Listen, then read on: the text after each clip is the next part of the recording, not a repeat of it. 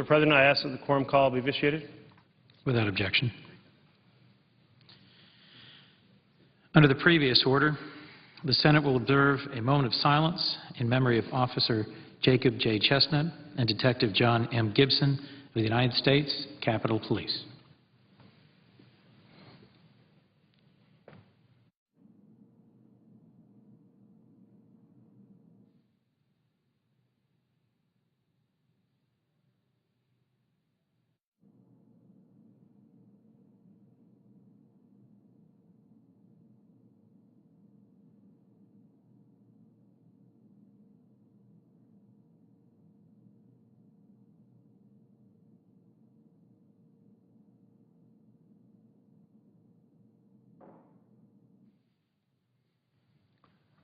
Mr. President.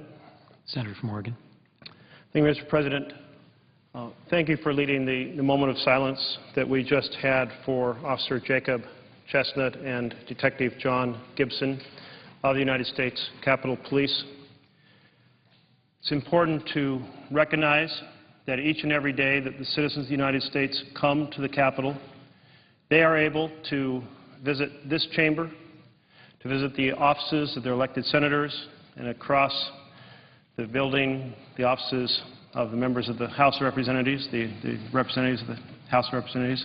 They're able to do so because the Capitol Police have maintained a form of security that gives citizens access and at the same time protects the functioning of democracy from the very real threats in a changing world. And so it is appropriate that the East front doors were renamed the Memorial Doors in honor of Officer Jacob Chestnut and Detective John Gibson, and that we take this moment to recognize the service of all of the members of the Capitol Police who not only protect all those who work here, all those who legislate here, but all the citizens of the country who come to advocate for their concerns. Thank you, Mr. President.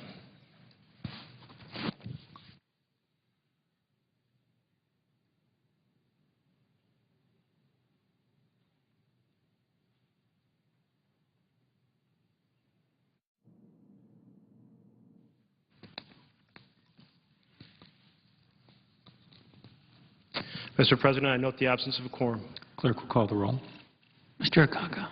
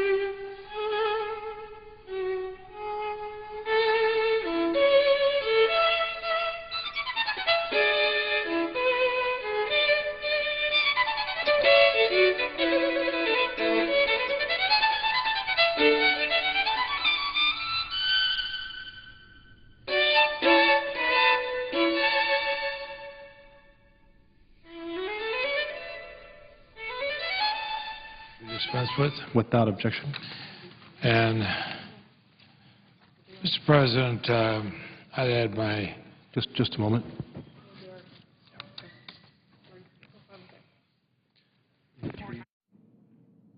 Morning business is closed.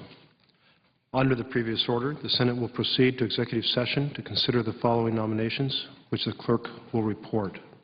Nominations. The Judiciary. Paul A. Engelmayer of New York to be United States District Judge. Ramona Villagomez Manglona of the Northern Mariana Islands to be Judge for the District Court. Under the previous order, there will be 1 hour for debate on the nominations, equally divided and controlled in the usual form. And, Mr. President, I understand the vote will be at 5:30. Is that correct?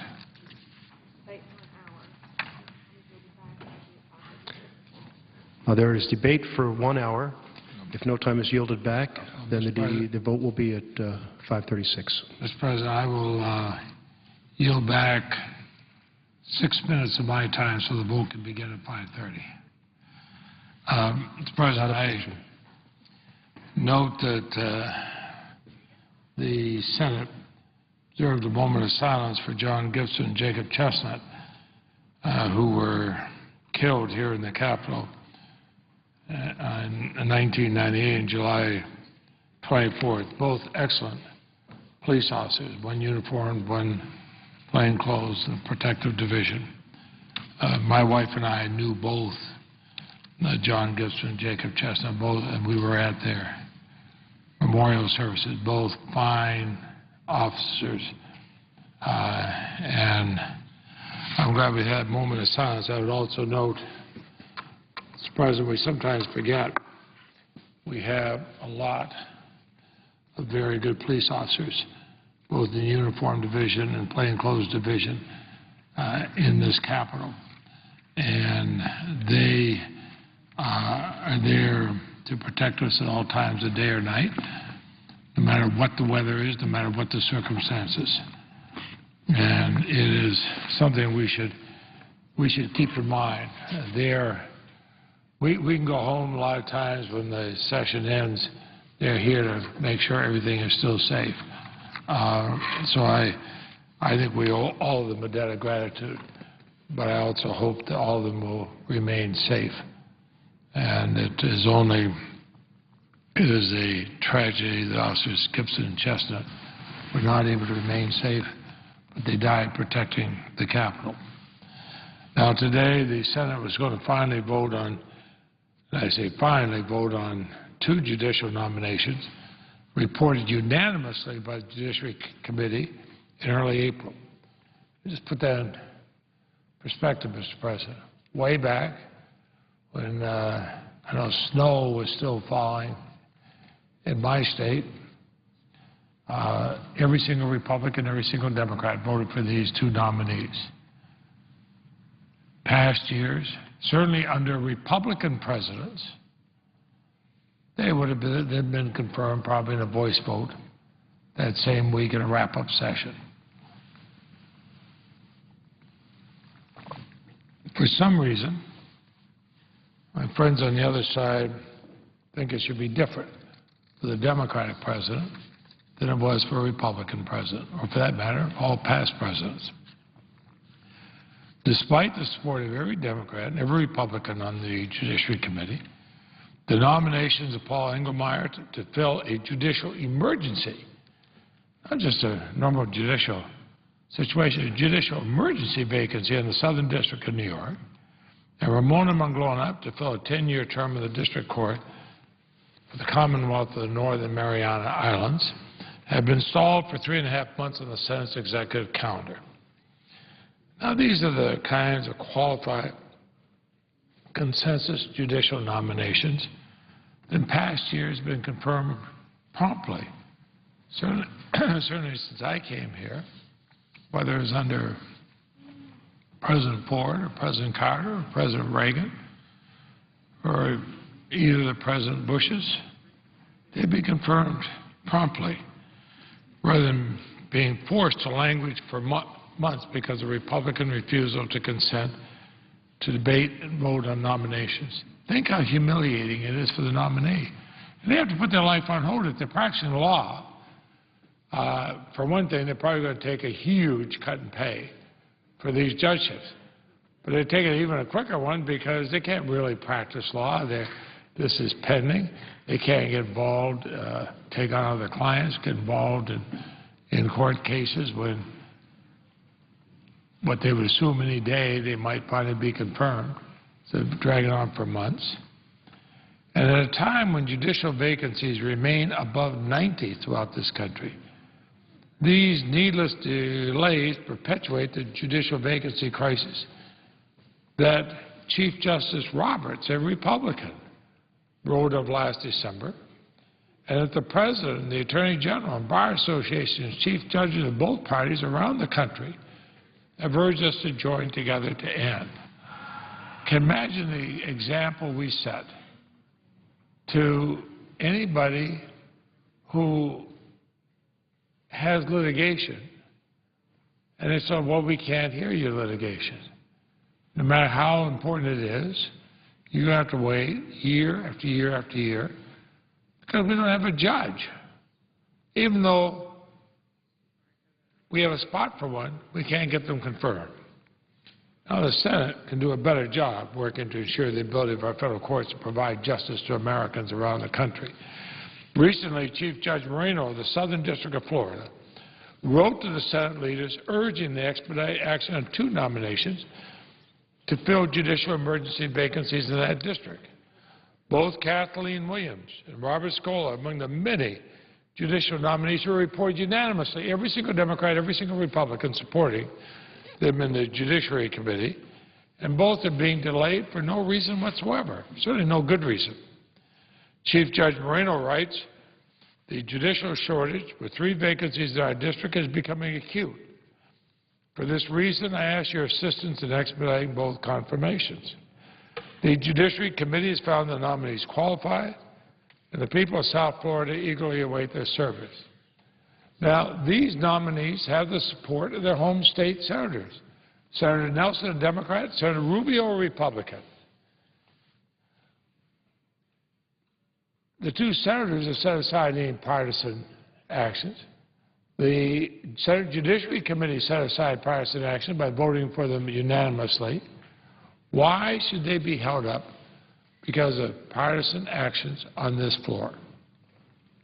They're among the 27 judicial nominees reviewed by the Judiciary Committee and reported favorably to the Senate for final action, all of which can be voted on today, but they're being stalled.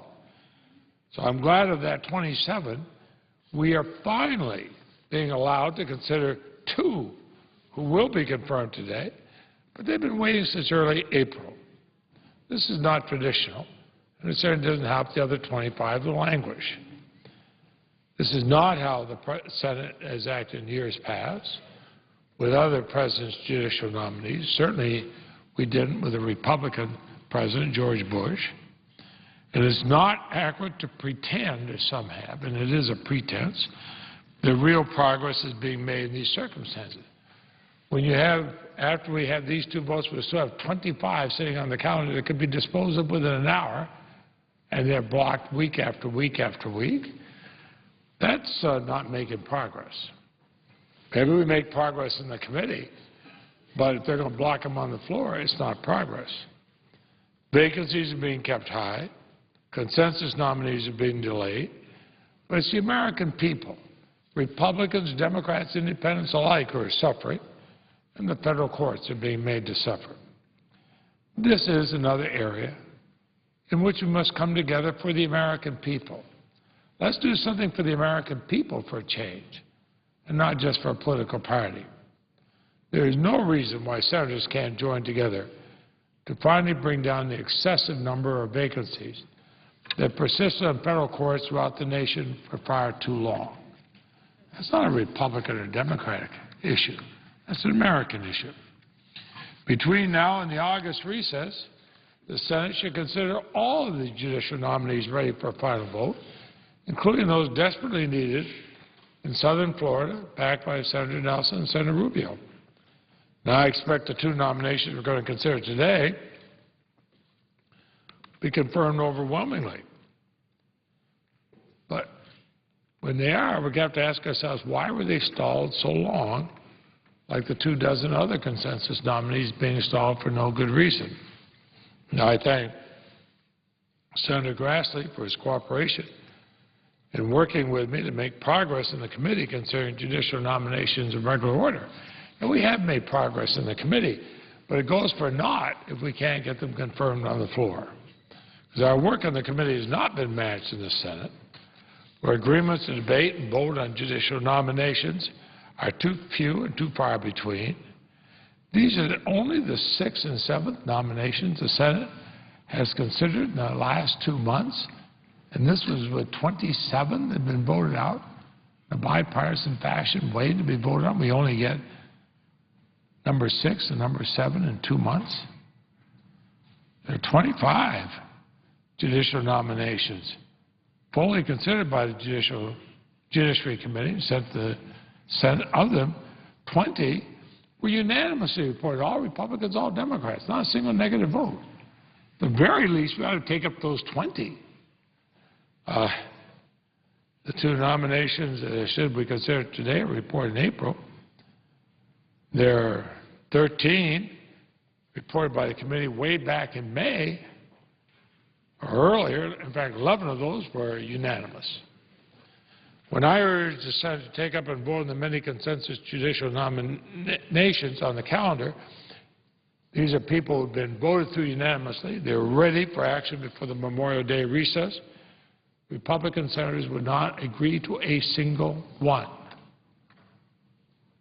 So different than when we treated Republican president. I don't want to suggest that somehow it's a different standard if it's Republican President George Bush or Democratic President Barack Obama, but somebody who may be more cynical than I might think there is a difference. With almost a score of judicial nominees available to the Senate for final action, only one was considered before the July 4th recess. That's not the way to make real progress. You know, we have a long way to go as we do as well as we did during President Bush's first term. We confirmed 205 of his judicial nominations, 205 in 48 months. 100 of those 205 were done in 17 months. That was the 17 months the Democrats were in charge and I was chairman. Now, in the other 31 months, the Republicans were able to do another 105. So again, we demonstrated we're ready to work faster with him than even as Republican senators were, but certainly a lot faster than we have. President Obama is now in his 30th month in office. We've only been allowed to consider and confirm 91 of his federal circuit and district court nominees. Compare that to the 100 I did in 17 months for President Bush. So despite the needs of the federal judiciary, as evidenced by Chief Judge Moreno's recent letter, I would ask unanimous consent that be made part of the record, the conclusion of my remarks.